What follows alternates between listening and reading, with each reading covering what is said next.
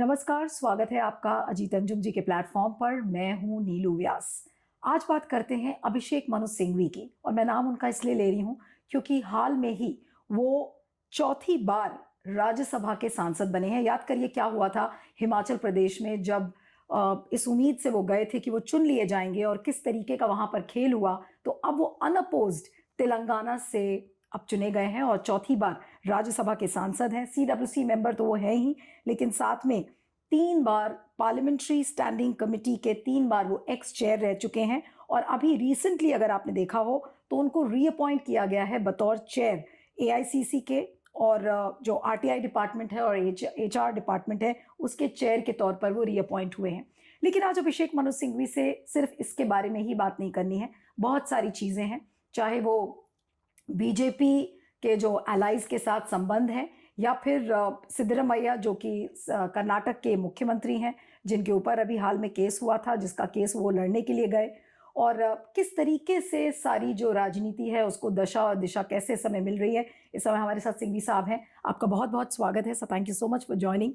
और बहुत बहुत बधाई सबसे पहले तो 4th टाइम राज्यसभा एमपी बनने की।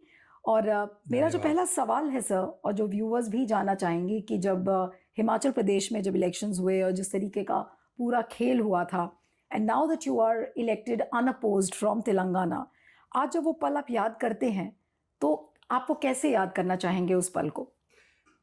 मैंने कई वर्षों से, कई दशकों से ये समझ लिया है कि हर पल अच्छा, बुरा, कड़वा बहुत हद तक अनुभव में बहुत ऐड करता है। अनुभव वाली विश्वविद्यालय से बड़ा कोई विश्वविद्यालय नहीं, अनुभव वाली पीएचडी से कोई बड़ी पीएचडी नहीं। और मेरे पास एक लाजमी कानून की पीएचडी है केम्ब्रिज विश्वविद्यालय से, उससे कहीं बड़ा मानता हूँ मैं अनुभव वाली पीएचडी। तो आपने हिमाचल का जिक्र किया।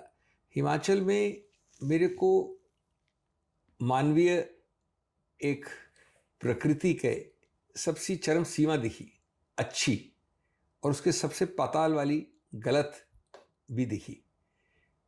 ये लोग आए हमारे पास, परिवार के साथ आए, ये बोला स्पष्ट के साथ हमारा विरोध है मुख्यमंत्री से कि हम आपको ये मानते हैं, वो मानते हैं, बड़े बड़ी बातें करते हैं, ज्ञानी मानते हैं, करते हैं, आपको हम कभी भी नीचा नहीं दिखाएंगे। और उसके बाद रात को खाना खा के सुबह नाश्ता करके आप जाके वोट करो। तो आप इसके बाद इससे एक मानवीय प्रकृति के बारे में कितना सीखती हैं आप। कोई आसान चीज़ नहीं है आपके मेरे लिए करने के लिए कि मैं आपसे आज खाना खाऊं और सुबह जाके सीधा आपके सामने, क्योंकि रास्ते में वोट दिखाना पड़ता है, दिखा के वोट करूं। एक नंबर 2, मैंने ये पाया कि उस पर कहीं ना कहीं दैविक न्याय भी होता है। जिस दिन मेरा चुनाव नहीं हुआ, मैं हारा जिस दिन, उस दिन 6 डिस्क्वालीफाई हो गए, निष्कासित हो गए। 6 के 6 उच्चतम न्यायालय आए। मैं खड़ा हुआ था उस मामले में। किसी को कोई आंतरिक या अंतिम फायदा या रिलीफ नहीं मिली। वापस गए, 6 ने बोला कि हम बीजेपी के साथ चुनाव करवाएंगे, माननीय मोदी जी के आने से बहुत फर्क पड़ेगा, इसलिए हम असेंबली के चुनाव लोकसभा के चुनाव के साथ करवाएंगे। 6 में से 4 हार गए। जो 2 बहुत महत्व रखते थे, जिनका अधिकार क्षेत्र ज़्यादा था सत्तारूढ़ के साथ, वो विपक्ष में हो गए।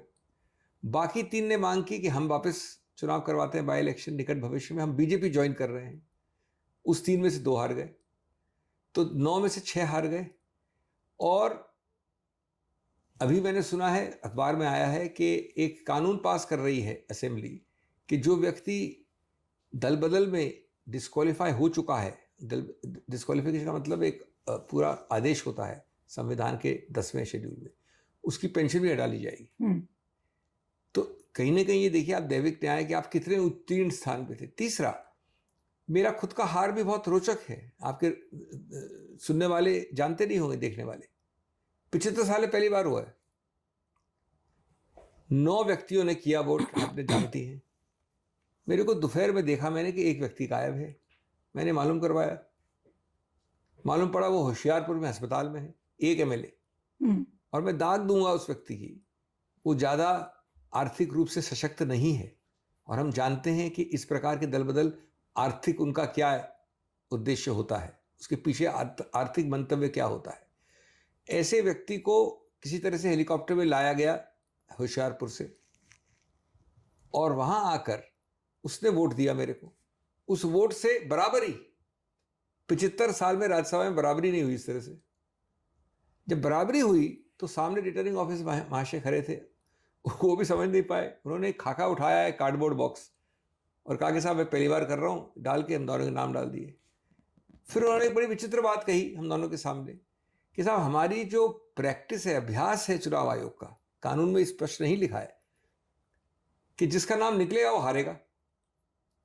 अब ये बात सही है कि इसको एक कानूनी रूप से अभी एक याचिका चल रही है, मेरी जो चुनौती दी है मैंने इस विषय को।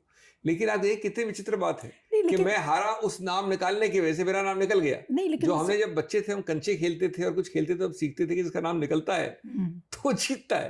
नहीं, बट मिस्टर सिंघवी, अब जब आप देखते हैं इन सारी चीजों को, तो आपको हराना उस समय का ऑब्जेक्टिव था दूसरे साइड का, या फिर सरकार को बिल्कुल? बाद में मुझे समझ आया इस बात का। 3 दिन में रहा वहाँ पहली बार, तो मैं एक एक्सपर्ट बन गया, मिनी एक्सपर्ट हिमाचल में। और तब मैं समझा आपके बहुत महत्वपूर्ण प्रश्न का उत्तर, कि मैं, जिसको अंग्रेजी में फिल्म बनी है बॉलीवुड की, कोलैटरल डैमेज था। मुख्य उद्देश्य था सरकार बदलना, बड़ा सरल उद्देश्य था। सरकार गिरेगी, बीजेपी को एक और प्रदेश मिलेगा, मैं मंत्री बनूंगा, मैं दल बदली से नहीं निष्कासित हो, मैं मंत्री बनूंगा।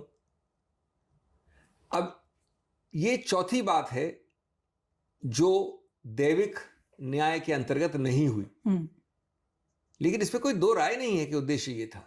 और कहीं ना कहीं मैंने कहा, उस वक्त भी कहा था कि कहीं ना कहीं बीजेपी को, उनके सशक्त नेतृत्व को, सबसे ऊंचे वाले नेतृत्व को, ये मैं कहता हूँ कि हर चीज की ज्ञान भी होता है, संज्ञान भी होता है, हर आदमी को सोचना चाहिए इसके बारे में कि उनको क्या मिला। देखिए, मेरे को कृपा रही है कांग्रेस पार्टी की, उनकी शीर्षस्थ नेतृत्व की और 3-4 पार्टियों की, तो मैं ठीक है 4 महीने वापस आ गया वापस। लेकिन इससे जो उस हिमाचल को देवभूमि भी कहा जाता है, उत्तराखंड को भी कहा जाता है, हिमाचल को भी कहा जाता है, वहाँ की ये नैतिकता नहीं है, वहाँ का ये इज्म नहीं है। और मेरे को कई आम आदमियों ने कहा, बीजेपी वालों ने कहा, आम आदमियों ने, मैं आपको बताऊं, जो आम कार्यकर्ता है, साहब हमारा ये नहीं है सिस्टम, यहाँ पर हम लड़के हार सकते, लड़के जीत सकते, इस तरह से नहीं करते हैं। तो ये कह रही है अंतर एक होना चाहिए, मंथन। आपने ये बात सही कही कि कोई और होता तो शायद 4-5 महीने में वापस नहीं आता, लेकिन आपका केस था, आप अनअपोज्ड जीत गए और तेलंगाना से नाउ यू बीन इलेक्टेड। लेकिन मैं राज्यसभा की वर्किंग पे अब बात करूंगी, क्योंकि अब आप जब नए सेशन में जब जाएंगे, इस समय जो चेयर का और जो ट्रेजरी और जो ऑपोजिशन के बीच में जो कन्फ्रंटेशन है, वो एक चरम सीमा पर दिख रहा है कि किसी भी चीज़ में जो धनखड़ साहब हैं, जो चेयरपर्सन है, वो सुनने का मतलब उनमें विल नहीं है, इच्छा शक्ति नहीं है, या वो हर बात पे एक संघर्ष चाहते हैं ऑपोजिशन के खिलाफ। इस एटीट्यूड को आप क्या कहेंगे, और आपकी एंट्री से क्या कोई फर्क पड़ेगा हाउस में? मेरे को इसके बारे में कोई वो नहीं है, संदेह या कोई इल्यूजन नहीं है मेरे माइंड में कि मेरे आने या जाने से कोई फ़र्क पड़ने वाला है। मैं एक व्यक्ति हूँ, मैं एक प्रकृति का हूँ, जिस तरह चलता हूँ, लेकिन मेरे से पूरा सिस्टम बदल जाएगा मैं नहीं मानता, न मेरे को ऐसा कोई इल्यूजन रखना चाहता हूँ। और मैं किसी व्यक्ति विशेष की बात से ज़्यादा कहना चाहता हूँ आपको। आपने सिद्धांत की बहुत बड़ी बात की है। देखिए, मेरे को अब हो जाएंगे, जब तक ये टर्म खत्म होता है, तो 20 साल। 20 साल में मैंने संसद देखा है। सबसे बड़ा आपकी मजबूती क्या है देश में? भारत क्यों एक अनूठा देश है? क्योंकि आपके पड़ोस में क्या वो 2 महिलाएं सेंट्रल हॉल में बैठ सकती हैं साथ में, जो बांग्लादेश में हैं, एक अभी हिंदुस्तान आई भी है? क्या नवाज शरीफ और जियाउल हक बैठ सकते हैं सेंट्रल हॉल ऑफ पाकिस्तान में? क्या प्रेमदास और दूसरे लोग बैठ सकते हैं श्रीलंका में? इस तरह के मैं आपको विभिन्न उदाहरण दे सकता हूँ। हमारा मजबूती, स्ट्रेंथ क्या है?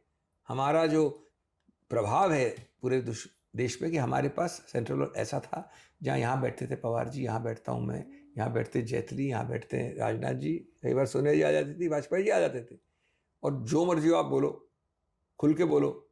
सौहार्द, मैग्नेनिमिटी एक शब्द है, वो नंबर 1 बहुत कम हुआ है। और मैं दुर्भाग्य कहना चाहता हूँ, लेकिन संकीर्णता जो आई है वो 14 से बहुत ज़्यादा आई है। नंबर 2, आप आज बात करते तो पीछे मुड़ के देख के करते हैं। मेरे शोल्डर के ऊपर, मेरे कंधे के ऊपर सुन कौन रहा है, या मेरे अनुमति चाहिए कि यार अलग से बैठ के बात करते, घर आ जाऊंगा मैं, ये नहीं था। नंबर 3, आपको देखिए, हम भी रहे सत्तारूढ़ बहुत, आप रहे हो, अंततोगत्वा आपको वही आदर मिलेगा जो आप आदर देंगे। ये आन देन, लेन देन वाली रेसिप्रोकल चीज़ होती है। आप आदर दोगे नहीं तो आदर नहीं मिलेगा। नहीं, मैं लेकिन मानता हूं कि 142 लोगों को हटाना किसी भी रूप से सही नहीं था। कोई ऐसा घोर अपराध किया हो कि हाउस के अंदर मर्डर कर दिया हो किसी का, बात दूसरी है, लेकिन एक साथ ओमास यहां पर अहंकार और गलती न करने, एरोगेंस एंड इनफेलिबिलिटी का जोड़ है, इंटरसेक्शन है। वो उसके कारण होता है ये कि मैं तो कुछ भी कर सकता हूं, मैं बहुमत है।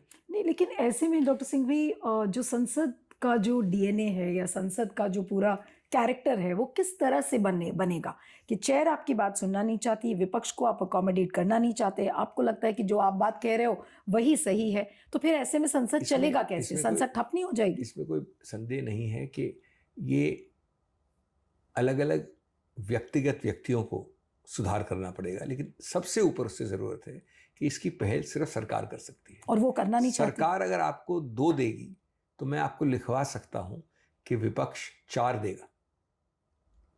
मेरे पास विपक्ष का बहुत अनुभव है अक्रॉस द स्पेक्ट्रम। कभी आप करके देख लीजिए किसी भी मुद्दे पे जहां 2 दिया तो 4 मिलेगा, लेकिन आप जो आपने 2 दिए उसको भी वापस देना चाहते हो, तो कैसे आप इसकी अपेक्षा कर सकते हो? नहीं, लेकिन संसद में जो चेयर का जो रोल होता है, चाहे वो लोकसभा में ओम बिरला का स्पीकर का जो चेयर है या फिर राज्यसभा के जो चेयरपर्सन है, वो विपक्ष को हमेशा आईना दिखाने की कोशिश करते हैं, लेकिन अगर सत्तारूढ़ दल के जो लोग होंगे उनको आईना नहीं दिखाया जाएगा, उनकी बातों पे चेयर मुस्कुराएगा फिर भी। भी व्यक्ति विशेष की बात नहीं करूँ, लेकिन इसके लिए भी हमें एक ढांचेदार सुधार करना पड़ेगा। मैं इसका बहुत मानता हूँ। नहीं, लेकिन ये सुधार होगा कैसे? मैं बताऊँ आपको, आप अगर ये निश्चित कर लें, मैं स्पीकर की बात कर रहा हूँ, लोकसभा एक ज़्यादा महत्वपूर्ण हाउस है उस हिसाब से, वैसे तो राज्यसभा कोई कम नहीं है, लेकिन ये निर्णित करने जो ब्रिटेन में बहुत अरसे से हो रहा है कि चुनाव के पहले नीलू व्यास स्पीकर होगी और वो जहाँ से खड़ी होगी वहाँ पर निर्विरोध चुनावित होती है। ये आपको पता है, ये हो चुका है कई बार। अब आप समझिए कि निर्विरोध अगर नीलू व्यास चुनावित होती तो कितना उनको शक्ति मिलती है, कितना आदर मिलता है, क्योंकि उसको परे माना गया है। यही तो सोच थी जो मामलंकर ने कही है, यही तो सोच थी जो कई और लोगों ने कही है उसके बाद। अब ये हम प्रैक्टिस नहीं करते। क्यों नहीं आप कर सकते सहमति? आपको कानून की जरूरत नहीं, इसके लिए कोई कानून की जरूरत नहीं। आप सहमति कर लीजिए कि देखिए एक स्पीकर तो होना ही पड़ेगा, स्पीकर को तो मेंबर होना ही पड़ता है हाउस का। एक एरिया को हम पहले से बात करके, और वो बहुमत से हो। देखिए आपकी सरकार बहुमत वाली है तो बेरा आदमी नहीं बनेगा स्पीकर, जो बहुमत होगा वही करेगी, चुनेगी, लेकिन उसमें सहमति देगी। उस व्यक्ति का एक आइडेंटिटी पहले पता होनी चाहिए। अगर आपको कोई पसंद नहीं करता है तो मैं नहीं बनाऊंगा, पसंद करते हैं सब लोग, तो क्यों नहीं कर सकता? बताइए मेरे को, बिना किसी कानून के चेंज के। डॉक्टर सिंघवी, दूसरा, बहुत हद तक जो भी व्यक्ति अभी एग्जिस्टिंग सिस्टम में है उसको इस बात का ध्यान रखना पड़ेगा कि he has to be more उदार दिल, ज्यादा उदार दिली दिखानी पड़ेगी जहां कोई गलती भी होती है तो। नहीं, लेकिन डॉक्टर सिंघवी ये कुछ ज्यादा हम एक्सपेक्ट नहीं कर रहे हैं मोदी सरकार से, क्योंकि मैं तो नहीं देखती हूँ कि निश्चित कर रहे हैं, मैं मानता हूँ आपकी बात। एक्सपेक्ट हम करते हैं, लेकिन सहमति, डायलॉग, डिलिब्रेशन, ये सारी बातें मोदी जी की सरकार में तो हो ही नहीं रही। मैं बिल्कुल आपसे सहमत हूँ, क्योंकि उनका डीएनए, उनका नेचर, उनकी प्रकृति वैसी नहीं है। और मैं दोषारोपण के हिसाब से नहीं कह रहा हूँ, उनका नेचर है, कई लोगों का नेचर ही ऐसा होता है। उन्होंने सरकार चलाई है इतने वर्षों के लिए गुजरात में, आप जानते हैं उसका मॉडल, और वो शायद इसलिए भी कर सकते हैं कि वो समझते हैं कि जो मैं कर रहा हूँ वो सही है। मैं उनको बेनिफिट ऑफ डाउट दे रहा हूँ, लेकिन वो 2 व्यू नहीं हो सकते। ये बदला है 2024 के बाद, वो अलग बात करेंगे अपन, लेकिन जो अभी भी जो प्रकृति है, जो सोच है, वो ये कि जहां तक हो सके अधिकार क्षेत्र यूनिलैटरल हो, एक व्यक्ति का चले। नहीं, लेकिन 2024 में जब जनादेश बदला, जनादेश एक चेंज मैंडेट आया, उसके बाद भी मोदी सरकार तो वैसे ही चल रही है, कोई बहुत ज्यादा डिफरेंस नजर नहीं आया, सिवाय इसके कि कुछ बिल्स पर वो बैकफुट पे चले गए, उस पर मैं बाद में बात करूंगी।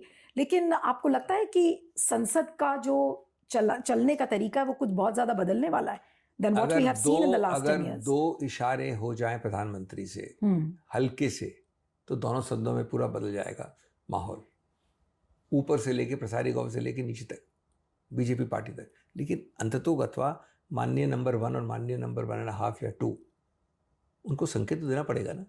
दूसरा, लेकिन आपको क्यों लग रहा है कि वो संकेत देंगे डॉक्टर सिंघवी? नहीं, मैंने नहीं कहा संकेत देंगे। मैं कहता हूं कि आज उनके 60-70 सीट कम होने के बाद भी उनकी मूल प्रकृति वही है, लेकिन स्ट्रेटेजिकली वो दे सकते हैं संकेत, क्योंकि स्ट्रेटेजिकली ये आवश्यक होता है। कई बार एक कहावत है अंग्रेजी में, स्टूप टू कॉन्कर, तो आपकी मूल प्रकृति नहीं है स्टूप करने की, लेकिन आप कहीं ना कहीं जीतने के लिए कर सकते हैं। मैं समझता हूँ कि ये कड़वा सबक है जो उनको सीखना पड़ेगा और गिटना पड़ेगा। ये अभी तक इस बीजेपी ने वाजपेयी की बीजेपी को छोड़ के कभी सीखा नहीं है, लेकिन अब समय आ गया है। मैं बिल्स की बात नहीं कर रहा हूँ, जब भी आपके 2-4 जो बहुत महत्वपूर्ण अखिल भारतीय मुद्दे हैं उनको आप पुश करेंगे, उनका एक उदाहरण है वन नेशन वन इलेक्शन। हाँ।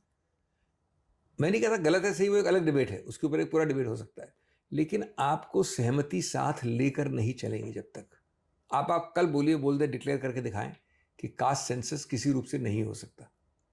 2024 के चुनाव के पहले कह सकते थे, अब कह के दिखाएं। जिस प्रकार से उनके निचले लेवल के लोग एक अल्पमत की खास तौर से समुदाय के बारे में बोलते हैं, उस प्रकार से आप भाषण देके देखें उत्तर में, आंध्रा में, बिहार में और जगहों पे। आप ट्राई कर लीजिए, उस व्यक्ति को निष्कासित कर या सस्पेंड कर देंगे, निलंबित कर देंगे इस बार। ये फर्क आ रहा है, लेकिन ये फर्क है कंपल्शन का, ये प्रवृत्ति का नहीं है, प्रकृति का नहीं है, प्रवृत्ति का नहीं है, ये है एक जरूरतमंदी का। तो इसलिए अब है सो है, जरूरतमंदी से भी अच्छी काम हो सकते हैं, जरूरतमंदी से भी अच्छे काम हो तो अच्छी बात है। आप सबको ये लग रहा था कि मोदी सरकार जब तीसरा जो मोदी का सरकार का कार्यकाल है, जिसमें वो बैसाखी की सरकार बोली जाती है, चंद्रबाबू नायडू और नीतीश कुमार और चिराग पासवान की बैसाखियों पर ये पूरी सरकार चल रही है। ऐसे में एलाइज के रुख पर आप क्या कहेंगे? जहां पर एलाइज को असर्टिव होना चाहिए था कुछ इश्यूज पर, वहां पर एलाइज बहुत ज्यादा बोल नहीं रहे, एक्सेप्ट फॉर चिराग पासवान जिन्होंने अभी बोलना शुरू किया। देखिए, शादी नई हुई है, नई शादी में थोड़ा हनीमून पीरियड देना पड़ता है। शादी भी आवश्यकता के आधार पे भी होती है, प्रेम के आधार पे भी होती है, लेकिन कई बार उतनी आवश्यकता के आधार पे भी होती है। ये भी होता है कि प्रमुखता शादी के शुरू के कुछ महीनों में जो दूसरी पार्टनर है उसकी प्रमुखता ABC हो, उसको XYZ पसंद नहीं है, लेकिन प्रमुखता बहुत ज़्यादा ABC है। ये सब समझते हैं हम, लेकिन शादी की दूरगामी मजबूती के लिए और चाहिए चीज़ें।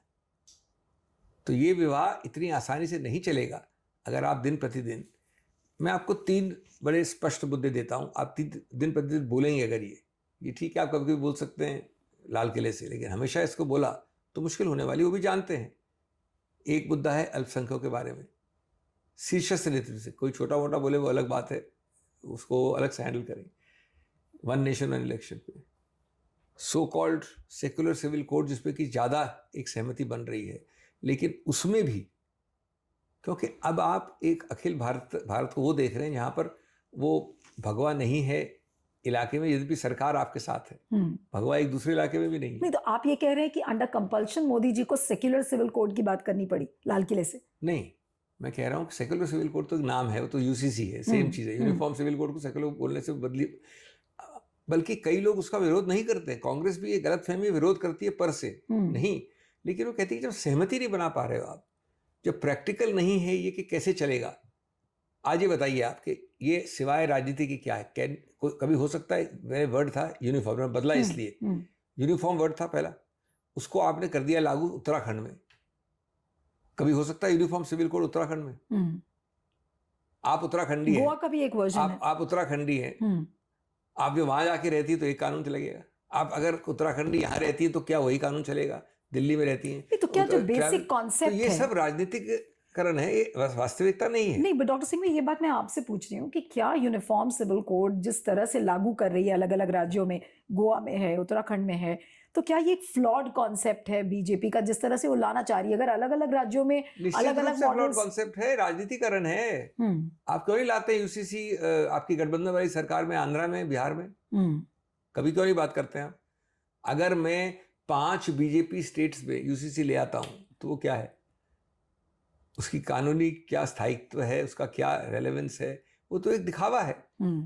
और उसको आप छोड़ दें, कई ऐसे मुद्दे हैं। अभी 2 में आपने देखा, फार्म लॉ में पहले हुआ था, अब आपने देखा ये इसमें पेंशन भी जो लाए हैं, अभी पेंशन में भी बहुत हद तक हमारे कैंपेन से प्रभावित होकर लाए हैं। अब वाली स्कीम बहुत बेहतर है, पहले से पूरी तरह से अच्छी नहीं है, बहुत बेहतर है। वो बेहतरता जो आई है वो कहाँ से आई है? हमने अपोज किया था तब आई है। जो इन्होंने अभी रोल बैक किया लैटरल एंट्री, वो क्यों हुआ है? तो जहाँ जहाँ विवशता है और जहाँ पर एक आवश्यकता है या एक कंपल्शन है, ज़बरदस्ती है, तो वहाँ तो करेंगे। लेकिन मन और प्रवृत्ति नहीं बदला है और वो वेट कर रहे हैं कि भाई कैसे, और उस इंतजार का तरीके कई होते हैं कि और दल बदली कराओ और नंबर बनाओ, ये करो वो करो, ये चलता रहेगा। और लेकिन आज अभी ये भी बात है कि अभी शुरुआत में शादी के बिहार के जो एलाइज हैं उनकी नीड कुछ और प्रमुखता है, आंध्र में भी कुछ और प्रमुखता है, तो कह रहे हैं कि अभी हमारी प्रमुखता मिल जाए। तो अब देखिए आप कितने कैबिनेट में नॉमिनेशंस हैं जेडीयू के और टीडीपी के, नहीं के बराबर है। अगर आज चिराग पासवान मोदी जी की सरकार के खिलाफ बोल रहे हैं, चाहे वो लैटरल एंट्री हो या फिर SC/ST के इश्यूज पर हो, जो रिजर्वेशन का जो वर्डिक्ट आया था जो SC/ST कोटा का, तो क्या आज वो जो बिहार के चुनाव को देखते हुए आज वो चिराग पासवान इस तरह से असर्टिव है, आपको लग रहा है? मैं नहीं समझता कि चिराग पासवान इतने ज्यादा असर्टिव है चुनाव देखे, क्योंकि उनका तो स्टैंड मोरलेस हमेशा सेम रहा है। जो ऊपर नीचे होता है स्टैंड चुनाव के देख के, वो हो रहा है बीजेपी का। चुनाव अगर नहीं होगा तो उनका स्टैंड थोड़ा फर्क होगा, क्योंकि कम से कम 2 साल तक और खींच सकते हैं।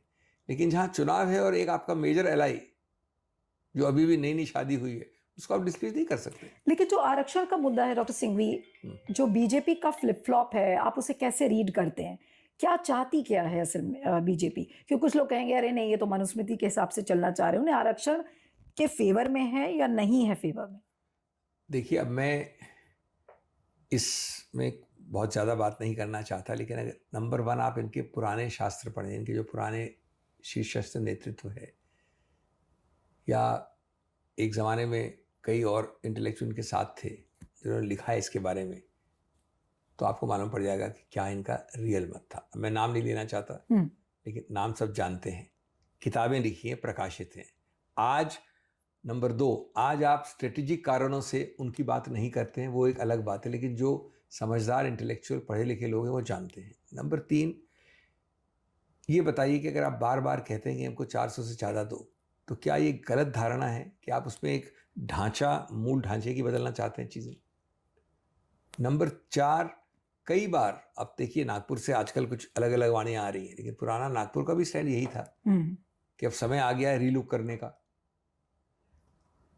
लेकिन एक बात सही है कि मोदी जी बहुत एक्यूटली राजनीतिक ट्रेंड से अवेयर रहते हैं। इस बार उनको लगा है, हिंदू में बड़ा अच्छा एक आर्टिकल छपा है, आप पढ़िए उसको, कि बहुत ज़बरदस्त बदलाव आया है SCs का खासतौर से वोटिंग पैटर्न में बहुत ज़बरदस्त बदलाव आया इस चुनाव में।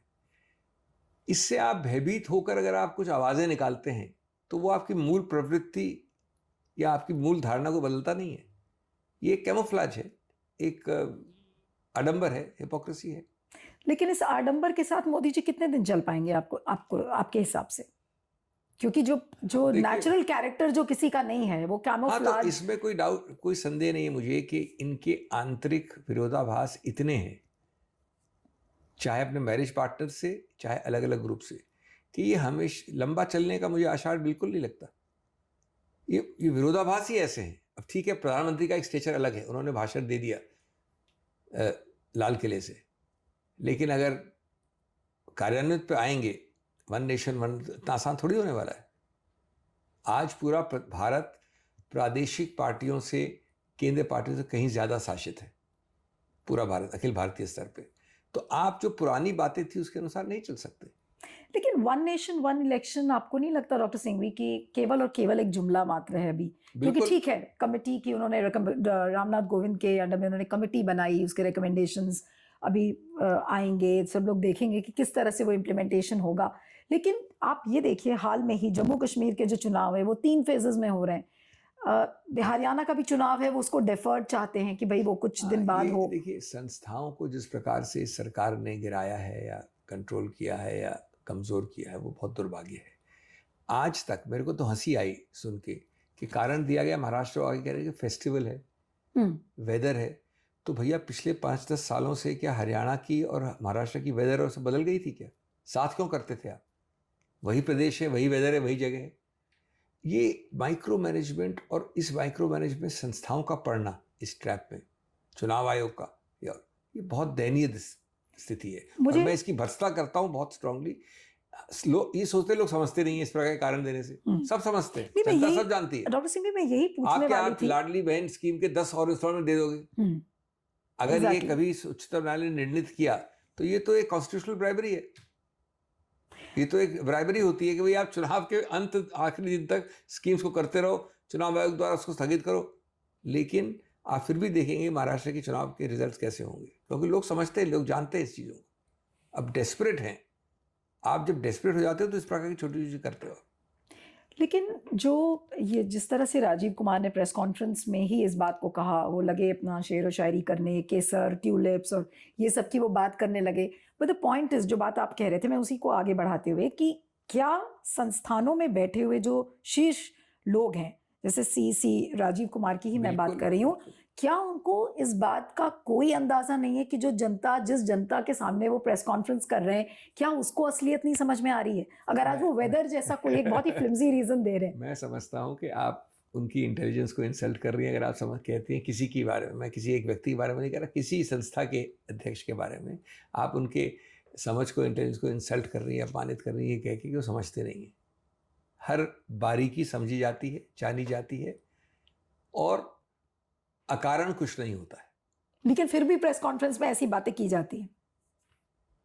तब देखिए, ये तो दुर्भाग्य है, ये तो दुर्भाग्य है। इसमें कोई आपको चुनाव करना है, अब आप सेवानिवृत्त होने वाले हैं, चुनाव इतने सालों से हो रहा है, कोई अगर नई बाढ़ या नई कुछ चीज़ हुई हो तो समझ में आता है, नहीं तो कभी इसकी तो बात ही नहीं होती थी। आपने शुरू कब की ये स्कीम महाराष्ट्र में? आपने तारीख देखी है? इस चुनाव के बाद करीब करीब, या उस चुनाव के दौरान? मतलब चुनाव के दौरान तो चुनाव के बाद किया आपने। अब चुनाव के बाद आपको कुछ समय चाहिए, that's all there is to it. और हर आदमी समझता है। मैं कहता हूं कि जो स्कीम की महिलाएं लेती हैं फायदा, वो सब समझती है। अब सरकार है आपकी, अधिकार क्षेत्र है आपका, स्कीम मैं नहीं बना सकता, इसलिए इसका आप दुरुपयोग कर रहे हैं। कहीं ना कहीं मेरा मानना है, कानूनी तौर पे एक दिन आएगा जब उच्चतम न्यायालय इस बात को निर्णित करेगा। बहुत पहले एक याचिका हुई थी कि पंजाब के विषय में, कि आपने ये चीज़ अनाउंस की, ये ब्राइबरी है, गुजराल साहब के विरुद्ध हुई थी। तो कोर्ट ने कहा था एक किसी नीति को ब्राइबरी नहीं कह सकते, लेकिन अगर आप इस प्रकार से नीति अनाउंस करेंगे और इस प्रकार से तारीखें देखेंगे और पहली बार करेंगे, तो मैं बिल्कुल मानता हूं कि संवैधानिक सिद्धांत कि सिर्फ वो 2 महीने तक आप चुप रहें, जिसको हॉट पीरियड कहते हैं मॉडल कोड ऑफ कॉन्डक्ट का, और बाकी वक्त आप जो मर्जी करते रहें, उसको भी पुनर्विचार उच्चतम न्यायालय करेगी। आपने एक बड़ा इंटरेस्टिंग वर्ड यूज किया है, मैं चाहूंगी इसको अगर थोड़ा आप हिंदी में भी एक्सप्लेन करें। कॉन्स्टिट्यूशनल ब्राइबरी का जो टर्म है, कि आम जनता वो समझे कि ये कॉन्स्टिट्यूशनल ब्राइबरी का क्या कॉन्सेप्ट है, और बीजेपी उसको रिपीटेडली कर रही है, चाहे वो छत्तीसगढ़ के चुनाव हो, चाहे मध्य प्रदेश का चुनाव हो, चाहे हरियाणा और JNK के जो चुनाव हैं। ये कॉन्स्टिट्यूशनल ब्राइबरी का कॉन्सेप्ट कैसे आप समझाएं? पहली बात तो ये मेरा शब्द है, ये संविधान में नहीं है, न हमारे उच्चतम न्यायालय के निर्णयों में है। लेकिन आपने चुनाव आयोग को एक रेफरी बनाकर एक नियम बना दिया कि 2 महीने पहले या लगभग 6 हफ्ते 8 हफ्ते पहले हम मॉडल कोड ऑफ कॉन्डक्ट के बाद कुछ नहीं कर सकते। यही औचित्य बताया गया है वन नेशन वन इलेक्शन का भी, कि साहब इतना नहीं चाहते हम क्लोज पीरियड्स। लेकिन रियलिटी क्यों बनाया आपने 2 महीने का? उसका औचित्य क्या है कि आप वो चीज़ें नहीं करें जिससे कि आप level playing field, main word है इसमें संवैधानिक LPF, वो टेढ़ी नहीं हो जाए, स्क्यूड नहीं हो जाए, वो समतल रहे। तो अगर ये उद्देश्य है तो क्या आप कह सकते हैं कि 2 महीने का मानते हैं, लेकिन उसके 2 महीने प्लस 1 डे पे आप जो मर्जी नंगा नाच कर सकते हो। 2 महीने प्लस 7 डेज पहले नंगा नाच कर सकते हो। ये तो अच्छे नहीं हो सकता। लेवल प्लेइंग फील्ड तो वैसे भी टेढ़ी हो जाएगी अगर आप 2 महीने प्लस 1 डे पे करेंगे या 5 डेज पे करेंगे।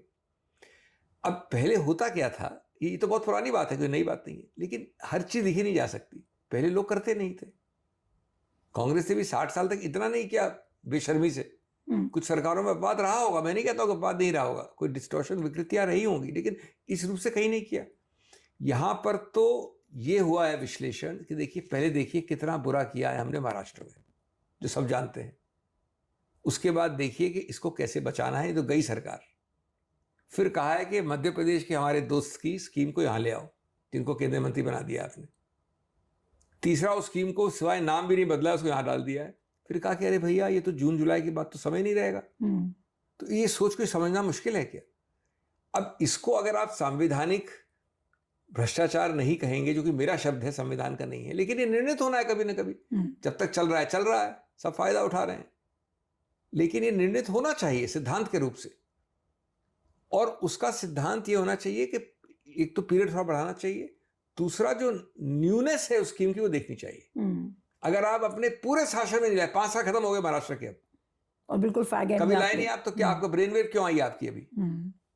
और उस ब्रेन वेव के बाद चुनाव आयोग ने क्यों बढ़ाया उस तारीख को?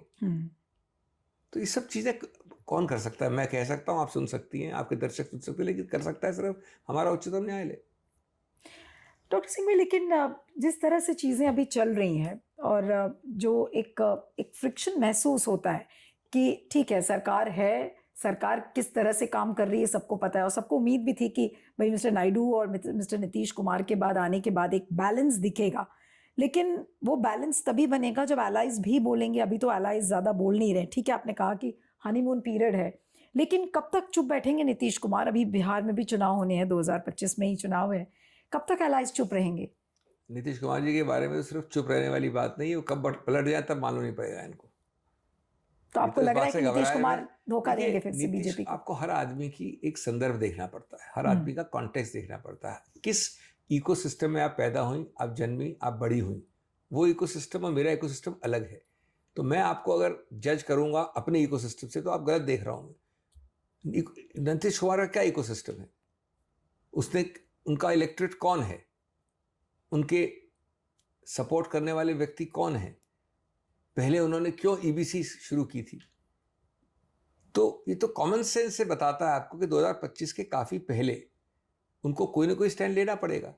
अब ये मैं नहीं कहता कि वो स्टैंड है कि मैं पार्टी छोड़ के हट रहा हूं सब, लेकिन बहुत कड़कता दिखानी पड़ेगी उनको। आज क्या नीतीश कुमार का स्टेटमेंट जो 10 है, सेंसस होना अनिवार्य है, और सेंट्रल गवर्नमेंट और मोदी जी का स्टेटमेंट कि नहीं हो सकता, दोनों रिपीट हो सकते हैं क्या? उसमें विरोधाभास है, उसमें तो सीधा एक विरुद्धता है। तो ये चीजें तो कहीं ना कहीं हल होनी पड़ेगी। इसका तरीका एक ही होगा, या तो स्ट्रेटेजिक अपॉर्चुनिस्टिक साइलेंस करेंगे मोदी जी बिना गिविंग अप, लेकिन एक साइलेंस रखेंगे, चुप्पी, और या फिर वो झगड़ेंगे। अब झगड़ने के बाद मैं छोड़ता हूं आपको नहीं छोड़ता हूं एक अलग मुद्दा है, लेकिन ये कहीं ना कहीं तो ये टूटने वाली स्थिति आने वाली है अगर आपका इतना विरोधाभास है इन चीजों में, सैद्धांतिक इशूज में। ये छोटी मोटे इशूज नहीं है। कास्ट सेंसस बिहार के लिए, देश की बात नहीं कर रहा हूं अभी, एक मूल मुद्दा है। मैं तो ये भी मानता हूं कि निर्णय आया जो उच्चतम न्यायालय का, मैं उसकी बारीकियों में नहीं जाना चाहता, उस निर्णय को कार्यान्वित करने का एक लॉजिकल तरीका एक ही है कि कास्ट सेंसस करो। अगर आप सब कैटेगरीज भी रिकग्नाइज करोगे तो बिना कोई, इसको आप कास्ट सेंसस ना बोलो, उसको आप कुछ और नाम दे दो आपको अगर शौक नहीं तो, लेकिन आंकड़े नहीं होंगे तो आप कैसे सब कैटेगराइजेशन करेंगे? आपको लगता है कि मोदी सरकार इस चीज के लिए रेडी होगी अगर वाकई में इस वर्डिक्ट को इम्प्लीमेंट करना है? तो कहीं ना कहीं इम्प्लीमेंट करने के वक्त आपको चाहिएगा, आप उसको कास्ट सेंसस नहीं बोलोगे, नाम बदल दोगे, लेकिन प्रक्रिया वही है। लेकिन अभी जब सेंसस जो पेंडिंग सेंसस है, जो हर 10 साल पे होता है, वही नहीं हुआ है, बाकी सेंसस की तो बात ही छोड़ दीजिए। नहीं, अब देखिए, सेंसस को भी आप कब तक पीछे, कितनी चीज क्या किया है हमने, कि हमने जो करना है, दिखाना है, जो राजनीतिकरण करना है, जो जनता को मूर्ख बनाना है, उसके लिए हमने घोषणा कर दी है। उस घोषणा को न कार्यान्वित करने के लिए बेचारे सेंसस के माथे पे डाल दिया। ये कई बार हो चुका है।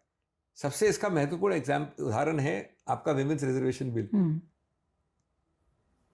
कैलकुलेशन ये है कि अगर 2032 तक भी वो शुरुआत नहीं हो सकती, 2036 तक शायद खत्म हो, ये है अगर सब लोग करेंगे तब, क्योंकि उसको सेंसस पे डाल दिया।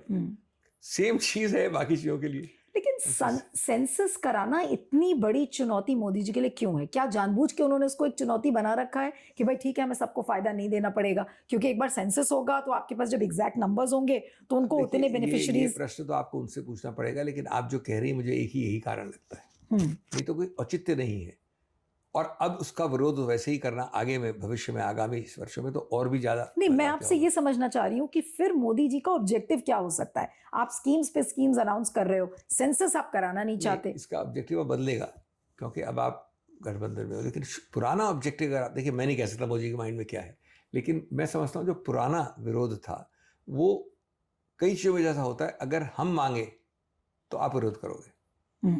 ये क्या हो गया था कि राहुल गांधी ने इसको प्रमुखता दी, भारत जोड़ो यात्रा से दी, उससे पहले दी, नीतीश कुमार ने इसको प्रमुखता दी, और उसके बाद कई भागों में जिसमें कि बीजेपी शासित प्रदेश हैं, वह वहां भी ओपनली नहीं कहा गया लेकिन प्रमुखता दी गई। तो ये एक फीलिंग होगी कि साहब आप मांग रहे हो तो हम अपोज करेंगे, hmm, what you say is naturally wrong, therefore I must oppose. ये था ओरिजिनल। अब जो है टोन डाउन है, आप देखते हैं बात ही, बल्कि मैंने तो ये भी पढ़ा है कि ये सोचा जा रहा है कि जब ये सेंसस शुरू हो, जो होने वाला है कुछ समय बाद, उसमें कुछ कॉलम डाले जाएं जिसमें कहीं ना कहीं कुछ और इस प्रकार के डेटा आए। ये भी मैंने सुना है, अखबार में प्रकाशित हुआ है कि प्रपोजल प्रस्ताव है। लेकिन ये पक्की बात है, तीसरा पॉइंट मेरा, कि उसको कास्ट सेंसस बोल के कभी नहीं किया जाएगा। वो मोदी की प्रवृत्ति नहीं है कि भाई नीलू ने कहा था तो नीलू को मैंने सही प्रमाणित कर दिया। सिंघवी कैसे मान सकता है कि नीलू व्यास ने सही कहा है? नहीं, बिल्कुल जैसे ओपीएस और यूपीएस वाला हाँ, जो खेल है। अब यूपीएस का, इसमें जो भी सुधार है वो हमारे प्रस्ताव का सुधार है, कोई भी जानता है, देख ले, लेकिन वो मानने को तैयार नहीं। यानी कि उस नाम से चिढ़ है जो कि कांग्रेस लेकर आई है। That's right. अब मैं सिंघवी जी कुछ चीज़ों पर आती हूँ, बड़ी इंटरेस्टिंग, जो बीच में आपके ऊपर पीछे पड़ गई थी, आपकी ट्रोल आर्मी जो बीजेपी की थी, आपके ऊपर बहुत ट्रोलिंग हुई आपके टैक्सेस को लेकर, और कैसे बन गए करोड़पति, फिर आपका 2012 का फिगर, फिर 2024 का फिगर, कि कैसे करोड़ों में आपने मल्टीप्लाई किया। उनको ईर्ष्या क्या है आपसे?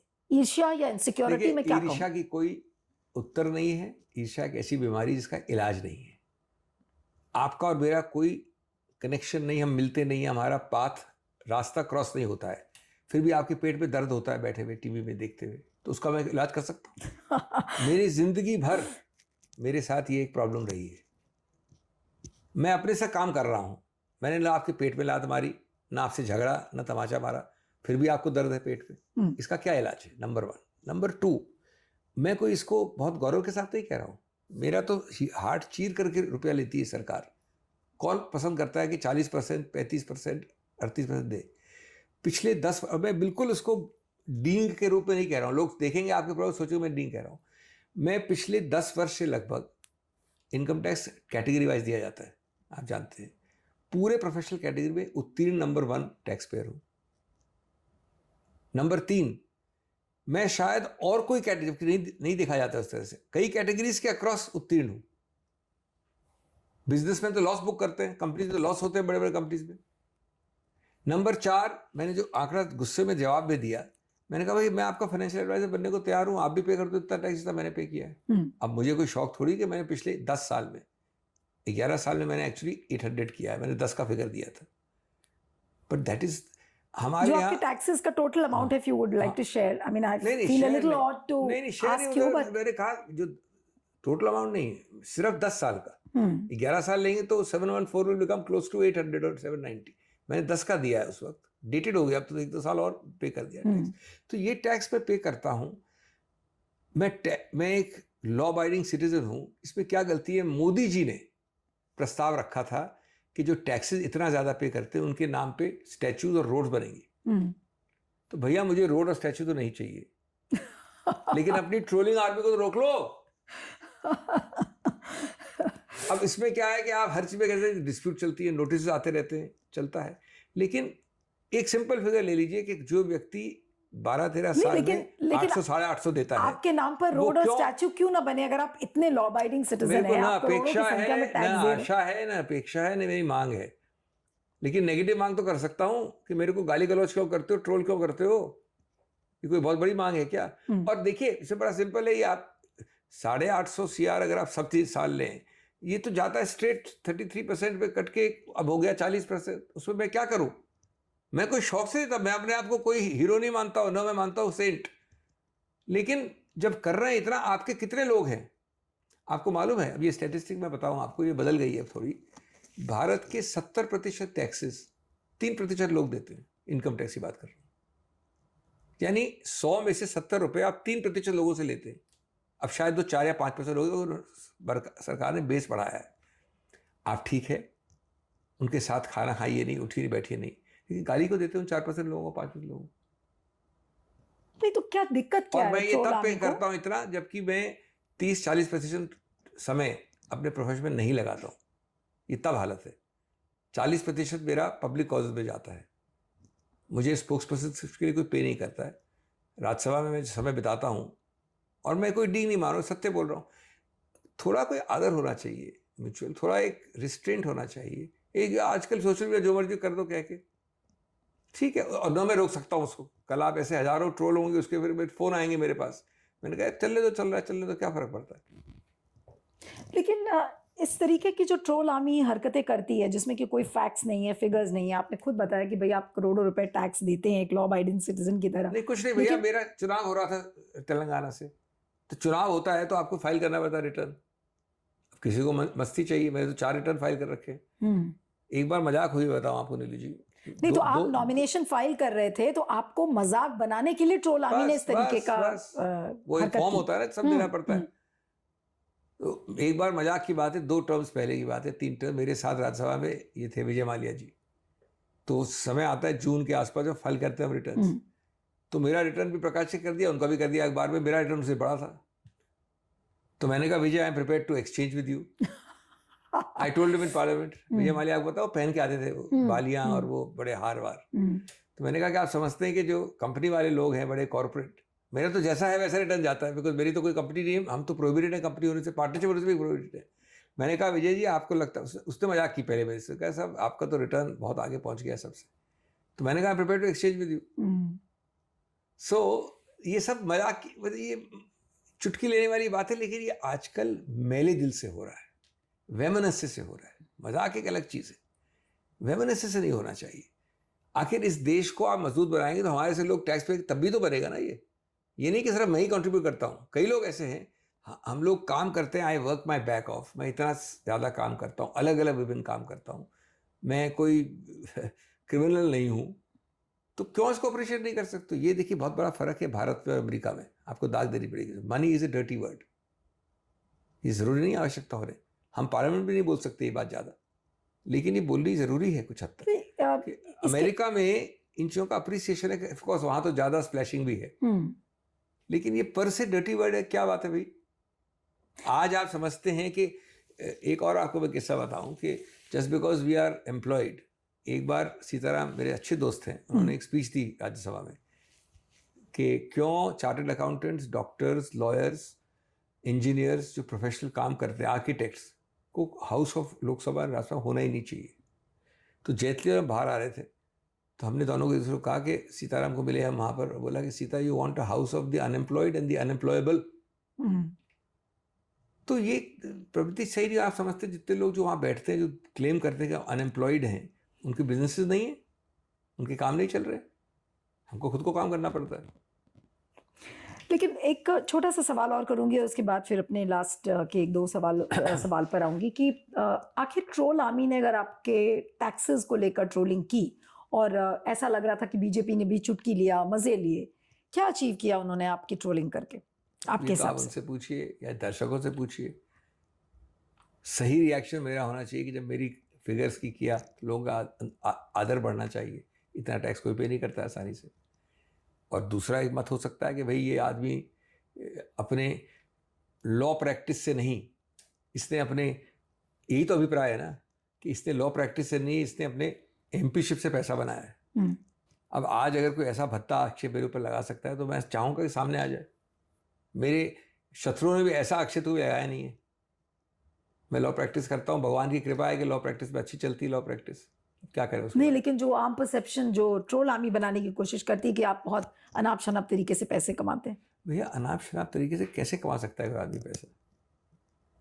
आपको मैं बता दूं, जो आदमी जो जिसका केस होता है वो 100 रुपये स्पेंड तब करता है जब उसको पहले से कैलकुलेट करके आता है कि उसको फ़ायदा 10,000 रुपये का हो, 1,000 का नहीं 10,000, तब देता है वो 100 रुपये। मूर्ख आदमी पैसे नहीं फेंकते। लेकिन जो डॉक्टर सिंघवी एक परसेप्शन ये भी है कि डॉक्टर सिंघवी का जो कंसल्टेशन है, वो क्या आम आदमी अफ़ोर्ड कर सकता है?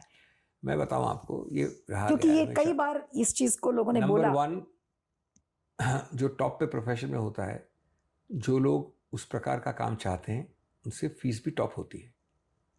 बल्कि एक पुरानी मजाक है, इकोनॉमिक्स में, मैं इकोनॉमिक्स का विद्यार्थी रहा हूँ सेंट स्टीफेंस कॉलेज में, तो कहा गया था, एक वेरीफाइड अर्थशास्त्र में लिखी किताब है, प्राइस इफेक्ट होता है कि अगर आप कम चार्ज करेंगे तो लोग सोचेंगे कि आप एकदम बेकार हैं, आएंगे नहीं आपके पास। ये तो हुआ उत्तीर्ण के स्तर पे। दूसरा, आपको ये बताया जाता है कि हम हमेशा सामने खड़े, हमने सबको बोल रखा है कि जब भी कोई लीगल एड कोई केस रेफर करे या कोई ऐसा जेन्युइनली नीडी हो, तो आज तक मैंने तो कम से कम मना नहीं किया है, एक बार भी नहीं। आज मेरे को 42 साल हो गए। नंबर 3, आपको मालूम है 40% मेरा काम जो है नॉन लीगल है, मतलब जिसमें मैं समय नहीं दे पाता अपने कानून में। जैसे मतलब आपको पार्लियामेंट हो, स्पोक्स पर्सनशिप हो, ट्रैवल हो, लिखता हूँ, पढ़ता हूँ, उनमें तो मैं चार्ज नहीं करता हूँ कहीं भी। नंबर 4, जहाँ पर भी राजनीतिक 2 कैटेगरीज है, जहाँ व्यक्ति समर्थ है, सशक्त है, वहाँ चार्ज करने में क्या तकलीफ है। लेकिन राजनीतिक क्षेत्र में एक बहुत बड़ा वर्ग है जहाँ हम चार्ज नहीं करते। नंबर 5, मेरे हर जो उत्तीर्ण स्तर पे कॉलीग्स हैं, हर आदमी इतने केसेस करता है बिना शुल्क के। नहीं, अभी निःशुल्क। जैसे आपने मनीष सिसोदिया का केस किया, आपने अरविंद केजरीवाल का भी केस किया, तो आपने क्या उनको चार्ज किया? देखिए, ये चीज़ें मेरे क्लाइंट के बीच में मैं आपके कैमरा में डिस्कस नहीं करने वाला हूँ, लेकिन जो एनसीटी के लिए मैं अपेयर होता हूँ, वो सब बिल्स पड़े हुए हैं, और मैं तो सुना है कि एलजी साहब क्लियर नहीं करते बिल्स को। सो ये देखिए, ये these things should not be talked about, ये एम्बैरेसिंग होता है। लेकिन आपको मैंने 5 वो क्षेत्र दिए जहाँ पर जिसकी बात कोई नहीं करता है, जो ट्रोल आर्मी नहीं नोटिस करती है, और जो शायद आप इसको पूरी तरह दिखाएंगे अपने कैमरे में। लेकिन डॉक्टर सिंघवी, अभी क्योंकि अरविंद केजरीवाल की और मनीष सिसोदिया की बात हुई, मनीष सिसोदिया अभी जब जेल से छूट कर आए, आपसे मिलने के लिए आए थे, उन्होंने एक अपने एड्रेस में आपको संकट मोचन कहा था। तो जब मैंने तो बीजेपी, उससे बड़ा ओहदा हाँ, दिया कि था। भाई वो मेरे लिए भगवान है, हाँ। मनीष सिसोदिया ने ये कहा था, तो कभी आपको बीजेपी से कुछ ऐसे ओवरचर्स नहीं मिले कि भाई आप उनके संकट मोचन बन जाइए, नहीं। उनको लीगल कंसल्टेशन दे देखिए, दीजिए? पहली बात तो मेरे को कोई इल्यूजन नहीं है, मैं कोई किसी सींग के साथ खड़ा हुआ व्यक्ति नहीं हूँ जो मुझे ना, मैं अपने आप को संकट मोचन के आसपास समझता हूँ, ना भगवान के आसपास। मैं बहुत विनम्रता से अपना काम करता हूँ। ये उनका बड़प्पन है, उन्होंने शब्द इस्तेमाल किया, मैंने तो कहा कि आपने मुझे एम्बैरेस किया है तो जब आए थे मिलने, तो लेकिन उनकी बड़प्पन है, उनका, उनकी एक भावना है, इसका मतलब ये नहीं कि मेरे कोई सींग निकल आए। नंबर 3, मेरे बहुत मित्र हैं बीजेपी में, मैं कभी कमर के नीचे वार नहीं करता हूँ जहाँ तक संभव हो, मैं सस्ती चीज़ में नहीं पढ़ता हूँ। लेकिन और मैं ये भी नहीं समझता कि कांग्रेस को एकदम 100% हर चीज़ सही है, न मैं समझता हूँ कि बीजेपी हर 100% चीज़ में खराब है। लेकिन कई चीज़ें होती हैं जिसके कारण आप एक पर्टिकुलर रूट पे होते हो, और मैं कभी अगर बदलूंगा दल तो मैं कभी किसी छुपे लुके छुपे से नहीं करूँगा, मैं बड़े सिद्धांत पे बड़े खुले रूप से करूँगा अगर होगा तो। नहीं, लेकिन तो कभी क्या आप दल ऐसा बदलने के दल लिए, बदलने का कोई सवाल नहीं उठता, तो उस प्रश्न का क्या मतलब? कोई न न देखिए, बीजेपी भी लेकिन मैं आपने समझता हूँ मुझे आदर क्यूरियोसिटी करती जगा है। दी कि क्या आप दल नहीं बदल नहीं, सकते मैंने हैं? कहा कि ये जो लगता है ना, जैसे अब आजकल क्या है कि अगर किसी फंक्शन में मैं किसी बीजेपी मंत्री से मिल लूँ तो लोग ये कह देंगे। कई चीज़ें हैं, कई औपचारिक काम होते हैं मेरे स्टेट के विषय में, अगर मैं अमित शाह के साथ भी मिल लूँ तो उसको, इसलिए मैंने कहा कि मैं कभी कोई छुप के नहीं करूँगा काम। लेकिन इसका कोई औचित्य नहीं है इस प्रश्न का, इसका कोई संदर्भ नहीं है, क्योंकि मैं समझता हूं कि सही लोग, बीजेपी वाले भी आदर इस बात का ज्यादा करते हैं जिस प्रकार से सही लोग कांग्रेस वाले करेंगे आदर। कि मैं थोड़ा और मैं विश्वास भी करता हूं कि पॉलिटिकल स्पेक्ट्रम के अक्रॉस भी होना चाहिए। जब तक आपका पॉलिटिकल स्पेक्ट्रम आपके वो शत्रु नहीं है, आपके प्रतिद्वंदी जरूर हो सकते हैं। तो मैं कोई ऐसा नहीं रखता हूँ। हाँ, ये बात जरूर है कि हीट ऑफ द मोमेंट में गलतियां हो जाती, कभी भी झगड़े हो जाते हैं, वो अलग बात है। नहीं, लेकिन आप जैसी सोच कांग्रेस के बाकी नेताओं की क्यों नहीं है? मैं इसलिए सवाल किया क्योंकि आपने कहा कि cutting across the political lines सबको उस तरह का नेता होना चाहिए, लेकिन अब जो एक बाउंड्री या लक्ष्मण रेखा जो एक तरीके से बन गई है, संकीर्णता आई है, आप बिल्कुल सही कह रही हैं। इस संकीर्णता को मैं पसंद नहीं करता हूं, क्योंकि गणतंत्र और लोकतंत्र की मजबूती है कि संकीर्णता नहीं होनी चाहिए। मुझे पसंद है वाजपेयी और शेखावत वाली मैग्नेनिमिटी, सौहार्दता। मुझे पसंद, मैं नाम ले रहा हूँ बीजेपी वालों का, मुझे पसंद है वो कल्चर। लेकिन आज संकीर्णता अगर आई है तो इसका शुरुआत का सीधा दोषारोपण आप कहाँ करेंगे? आप अपना हाथ रखिए, अपने हार्ट पे बताइए। संकीर्णता निश्चित रूप से आई है एक सोच से जो 2014 के बाद आई। नहीं, लेकिन ये सवाल कांग्रेस से भी किए जाएंगे ना डॉक्टर सिंह। अब जैसे कि अनंत अंबानी की शादी थी, उस शादी में बहुत सारे कांग्रेस के लीडर्स भी कुछ गए, राहुल गांधी और सोनिया गांधी को भी बुलाया गया था, लेकिन वो लोग नहीं गए। ये तो एक अटकलें हैं, ये तो प्रेस वालों के चलते रहते हैं चैनल, तो उसके लिए अच्छा है। मैं था वहां पर, मैंने कम से कम 6-7 कांग्रेसमैन देखे, मैंने राजनीतिक स्पेक्ट्रम के अक्रॉस 10 पार्टियों के लोग देखे, मतलब कांग्रेस की बात नहीं कर रहा हूँ, हम लोग सब साथ ही थे, बैठे भी थे टेबल पे साथ का। नंबर 2, कई कारणों से हो सकता है कि अंबानी आके मिल के ब्लेसिंग लेके गए हो सोनिया जी की, यहाँ पर मिले हो। कोई इसमें कोई थोड़ी कि वो कोई पराये हैं या कोई वो अछूत हैं या उनको बात नहीं कर सकते, कोई ऐसा नहीं है। इसको तो बनाया जाता है, ऐसा नहीं है। लेकिन नहीं, जब वो जाएंगे नहीं तो फिर प्रेस तो बात करेगा ही ना कि वो क्यों नहीं गए। वो तो आए भी थे इनवाइट करने के लिए। नहीं, 1000 कारण होते हैं नहीं जाने के। जब कोई ऐसा प्रतिबंध मेरे को किसी ने नहीं बोला, हमारे किसी कॉलेज को किसी ने नहीं बोला, और बड़े खुले रूप से थे। उसका मैं नहीं, कितनी बार अंबानी से डील करना पड़ता है, ये थोड़ी कि नहीं डील करते हैं आप। और किस प्रकार से आप उसको अछूत कहेंगे अगर, तो बहुत ही गलत बात। कोई नहीं, लेकिन जब राहुल गांधी एक बहुत ही प्रिंसिपल्ड स्टैंड लेते हैं अगेंस्ट अदानी और अंबानी, तो फिर जब अगर आप उनके साथ if you are sharing a dining table of your attending an event, तो कभी आपके ऊपर सवाल नहीं खड़े होंगे कि भाई मिस्टर सिंघवी तो वहां जाते हैं। मैं एक प्रोफेशनल खड़ा होता हूँ कॉर्पोरेट्स के लिए कई मैटर्स में। हर व्यक्ति जिसके लिए मैं खड़ा होता हूँ उसके साथ मैं सहमत हूँ। ये किसने बताया आपको? अगर वकील उसके लिए खड़ा हो जिसके मत से वो सहमत है, तब तो बड़ी अजीब बात आएगी। हर व्यक्ति जिसके लिए मैं खड़ा होता हूँ उसका राजनीतिक कलर क्या है उससे मैं कहाँ पढ़ता हूँ? ये एक ऐसा धर्म है वकालत जो समझना मुश्किल है लोगों के लिए। जैसे बीजेपी के लोग हैं वो कांग्रेस के फंक्शंस में ऑलमोस्ट ना के बराबर दिखते हैं। मैं इसकी भर्ता करता हूँ, पीयूष गोयल करते हैं एक गणपति हर साल, वो बुलाते हैं मुझे, प्रधानमंत्री भी आते हैं वहाँ, मैं ना जाऊँ? इसका मतलब मैं पीयूष गोयल के साथ मिल गया हूँ, और अगर मैं नहीं जाऊं तो मैं उनका शत्रु हूं। मैं एक आपको सीधा कॉन्क्रीट एग्जाम्पल दे रहा हूं, ऐसे कई लोग और हैं, कई ऐसे लोग हैं। अगर आप संसद में हैं और लोकतंत्र में हैं, वो बड़ा फंक्शन करते हैं, आपको पता है ना, दिल्ली में, महाराष्ट्र से आगे यहाँ, इसलिए तो उसका मतलब क्या मतलब हुआ? और मुझे कोई डर नहीं इस बात का। मेरे कंधे इतने चौड़े हैं कि मेरी पार्टी कभी ये नहीं समझी कि मिल गया उनसे क्योंकि मैं गया उनके फंक्शन में। राहुल गांधी ये नहीं सोचते हैं, सोनिया गांधी ये नहीं सोचती है, खड़गे जी ये नहीं सोचते हैं, प्रियंका गांधी ये नहीं सोचती हैं, लेकिन प्रेस को मजा आता है सोचने में कि भाई एक चुटकुली भरो, अच्छी बात है। डॉक्टर सिंघवी, राहुल गांधी के लिए, अब बस लास्ट के 2 सवाल है फिर खत्म करूंगी इस इंटरव्यू को, कि राहुल गांधी के लिए एक बड़ी लकीर उन्होंने खींची है, और अब उनका कंपैरिजन, अभी मूड ऑफ द नेशन जो सर्वे आया था उसमें भी कहा कि उनकी जो लोकप्रियता है वो मोदी जी से कहीं ज़्यादा बढ़ गई है। वो जो भी बात इस समय कह रहे हैं वो जनता के बीच में उसका एक रेजोनेंस दिख रहा है, उसकी एक एक्सेप्टेबिलिटी है। लेकिन चुनौती क्या है आपके हिसाब से? आप तो एक बहुत वेटरन है, और आपके हिसाब से कांग्रेस के लिए समय सबसे बड़ी चुनौती क्या है? पहली बात तो ये है कि आपका बोलना, आपकी चाल, आपका एक अभिव्यक्ति और आपकी छवि बदली है, मेरी नहीं बदली। राहुल गांधी कम बदले हैं, नीलू व्यास उनकी मजाक उड़ाती थी ज्यादा हमेशा। नीलू व्यास उनको ये सब जो वर्ड्स आप सुनती करती थी सोशल मीडिया में, वो बदली हैं, क्योंकि उनको समझ आया है कि जो वो मुद्दे बोल रहे थे सही है। अब उनको क्यों समझ आया वो बात डिबेट नहीं है, ये बात से आप बोल रहे हैं कि वो बदल गए हैं, पहली बात ये पॉइंट 1। पॉइंट 2, बहुत सारे ऐसे मुद्दे 90% नहीं, तो क्या आप ये कह रहे हैं कि राहुल गांधी के लिए कोई चुनौती नहीं है ज्यादा? नहीं, मैं कह रहा हूं कि ये मुद्दे वो बहुत अरसे से उठा रहे हैं और मजबूती से उठा रहे हैं, और एक सबसे बड़ी बात उनके पास निडरता से उठा रहे हैं, निडरता से। कई बार आपको मजाक में बताऊं मैं कि वो जेल जाने को तैयार होते, हम बताते कि इस जेल जाने के मतलब कोई औचित्य नहीं बनता है, ये हालत है। लेकिन ये बातें अब रेजोनेंस हो रही हो कि देश में इन बातों का थोड़ा और ज़्यादा, जब वो रोज़गार की बात करते हैं, जब वो किसी और चीज़ की बात करते हैं, वो कोई अडानी के व्यक्तिगत रूप से विरुद्ध थोड़ी है, वो एक सिंबॉलिज्म बता रहे हैं कि अंबानी या अडानी किस लिए खड़े हैं, किन चीज़ों के लिए, जो कि अगर ये सरकार गलत कर रही है तो वो बोल रहे हैं। उस सिंबॉलिज्म को व्यक्तिगत समझना ही गलत है।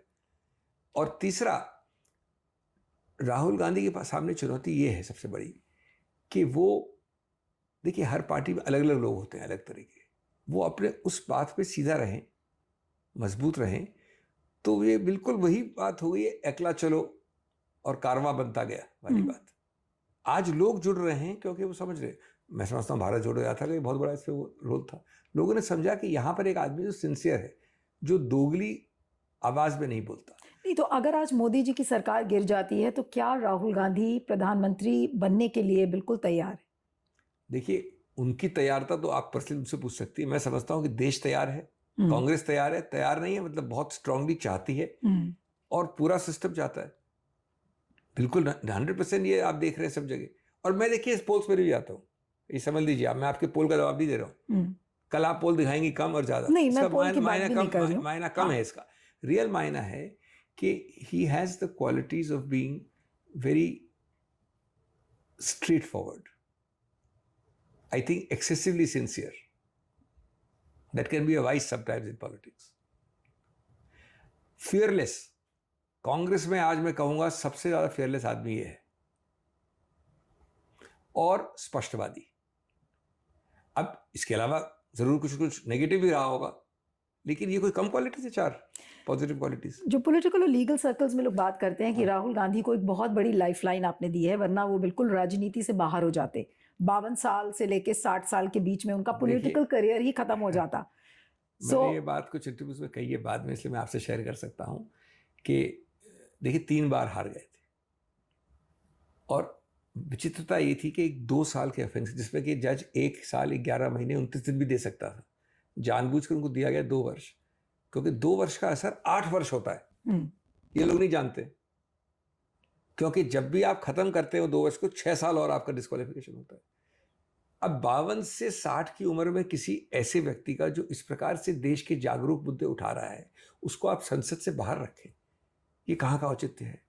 तो केस के कुछ दिन पहले मैंने एक बार फोन पे बात हो रही थी हमारी किसी बारे में, राहुल गांधी से शेयर कर सकता। मैंने कहा देखिए साहब, मैं पेशेवर वकील हूँ, तो मैं अगर हर केस पे टेंशन लेके चलूँ तो मेरी तो जिंदगी खराब हो जाएगी।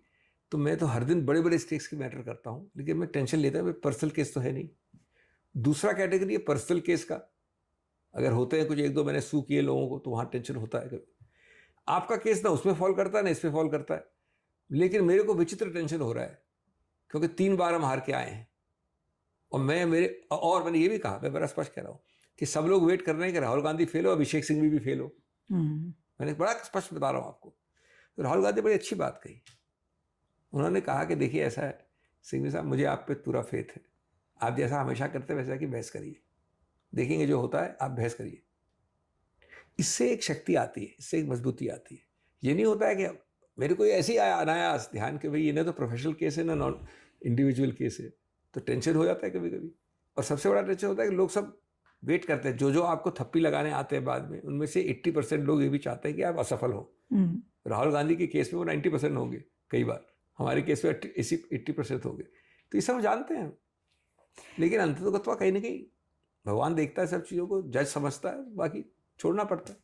कर्नाटक का केस, जो आखिरी मेरा सवाल है आपसे, कि जो कर्नाटका के गवर्नर हैं तावरचंद गहलोत, उन्होंने अभी एक प्राइवेट कंप्लेंट के बेसिस पर सिद्धरमैया के जो प्रोसिक्यूशन को सैंक्शन दिया, उस केस को आप कैसे देखेंगे? एक प्राइवेट कंप्लेंट पर आधारित एक गवर्नर अगर इस तरीके का एक सैंक्शन देता है, उसे आप कैसे देखेंगे? क्या आपके मैंने प्रश्नों का जितना स्पष्टता से जवाब दिया, बहुत कम लोग देते होंगे।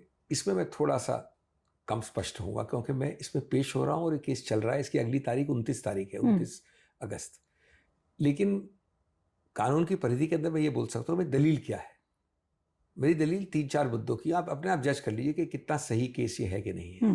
दलील नंबर 1 कि आप गवर्नर हैं, आपके पास ऐसे 10-12 पुराने मजबूत, जिसमें इन्वेस्टिगेशन कंप्लीट हो गया है, वो केसेस पेंडिंग है, आप उनको सैंक्शन नहीं देते हैं महीनों से।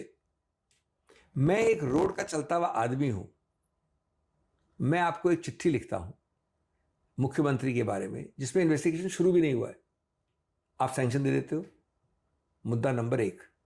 मुद्दा नंबर 2 कि कैबिनेट ने 100 पन्ने का कारणों के साथ ये रीजन दिया है जिसको बाध्य होता है माननीय राज्यपाल पे कि क्यों नहीं होना चाहिए सैंक्शन, ये फ्रिवलेस है, ये है, वो है वगैरह। आप उसको निर्णित ही नहीं, आप कह सकते हो कि मैं नहीं मानता हूं, आप एक सिंगल कारण नहीं देते हो, सिंगल, मार्क माय वर्ड, एक सिंगल कारण नहीं दिया कि क्यों। सिंघवी ने एक सुझाव दिया, आप हैं गवर्नर नीलू व्यास को, कि ये बाध्य है आपके ऊपर, तो आप उसको कह सकते हो मैं नहीं हूं बाध्य, मैं नहीं मानता हूं, नहीं देते हो। नंबर 3, गवर्नर एक पन्ने का ऑर्डर लिखता है, आदेश, कि मैं कैबिनेट की उससे बाउंड बाध्य नहीं हूं, लेकिन ये नहीं लिखता है कि क्यों सैंक्शन करना चाहिए। सब कानूनी लगते हैं आपको मुद्दे, लेकिन ये महत्वपूर्ण मुद्दे हैं। नंबर 4, संविधान के अंतर्गत जब लोकायुक्त पुलिस है, एक सिस्टम है, तो वो आप सीधा सैंक्शन लेके क्या आप किसी रूप से डिस्टेबलाइज नहीं कर रहे हैं सरकार को? क्या आप एक अस्थिरता नहीं पैदा कर रहे हैं?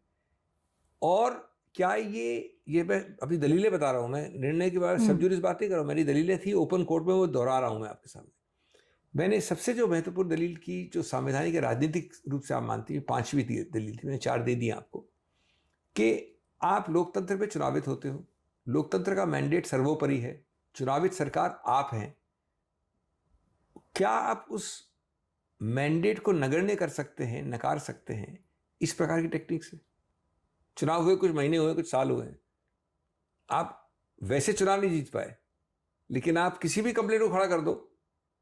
और मैंने छठी बात कही, मैंने वहां कहा, इसलिए कह रहा हूं, मैं आदर के साथ कह रहा हूं, मैं व्यक्ति विशेष के बारे में नहीं कह रहा हूं, लेकिन आज एक फ्रेंडली गवर्नर का सिस्टम हो गया है। हर राजभवन में फ्रेंडली गवर्नर है। मैं था एडवोकेट स्टालिन के लिए, जब उनके माननीय गवर्नर साहब ने, राज्यपाल साहब ने 10 बिल नहीं किए। मैं था काउंसिल पश्चिम बंगाल के लिए। तो आप कहीं भी एक तरफ फ्रेंडली गवर्नर बैठे हैं, एक तरफ ये रास्ता चलता आदमी बैठा है, इसने कंप्लेंट दी, मेरे को अस्थिर कर दिया आपने। ये दलीलें हैं। अभी आंतरिक पूरा हमको ऑर्डर मिला हुआ है, स्टे। बाद में क्या होता है कोर्ट डिसीजन तो करेगा। इसका मतलब मैं ये अपना है मत नहीं कि दे रहा हूं इसमें। तो फ्रेंडली गवर्नेंस के जरिए किसी भी राज्य सरकार को डिस्टेबलाइज करने का तो बड़ा जो एजेंडा नहीं, है। लोकतंत्र को अस्थिर किया। आपको मालूम है अंबेडकर ने क्या कहा था डिबेट्स में, कि हम, वहां एक सुझाव था कि राज्यपाल भी चुनावित होने चाहिए, इलेक्टेड। उन्होंने कहा कि एक म्यान में 2 तलवार नहीं, no 2 swords in one scabbard. The elected government of the state is one, and therefore the governor has to be nominated. He is titular except for the limited powers जो दे रखे हैं उनको अनुच्छेद 163 में। उनको हर पावर आपके पास है। मैं राज्यपाल हूं, मेरे पास 1 2 3 ये हैं।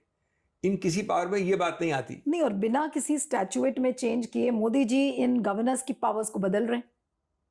उनके बदल नहीं रहे।